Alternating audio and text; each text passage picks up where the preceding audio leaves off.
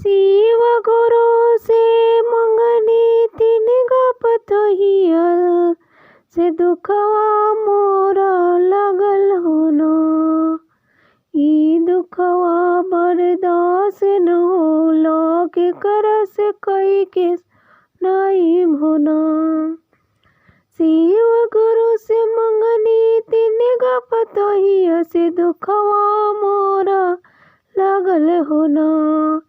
ई दुखवा बर्दाश्त न होला के कर से कही के सुनाई होना। ई दुखवा बर्दाश्त न होला के कर से कही के सुनाई होना। ई दुखवा शिव गुरु से कम दुखवा हरि लिए होना। ई दुखवा शिव गुरु से कम दुखवा हरि लिए होना। ई दुखवा बर्दाश्त न होला उनके से कही के सुनाई होना। ई दुखवा बर्दाश्त न उनके से कही के सुनाई होना। बड़की पतोहिया से पनिया हो मंगनी झनिकी के पनिया देवे होना। बड़की पतोहिया से पनिया हो मंगनी झनकी के पनिया देवे होना। ई दुखवा शिव गुरु से सुनाई में पनिया भेजे दिए होना।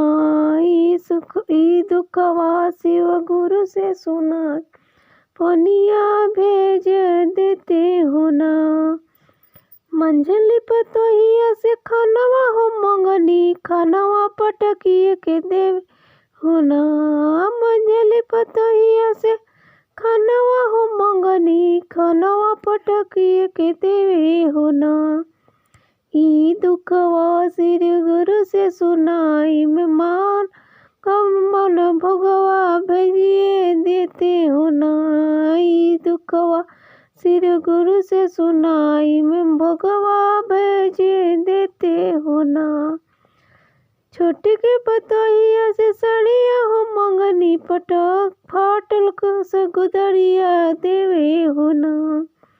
छोटे के पतोहिया से सड़िया हो मंगनी फाटल गुदरिया देवे होना। ई दुखवा शिव गुरु से सुनाई चुनरिया भेजे दिए होना।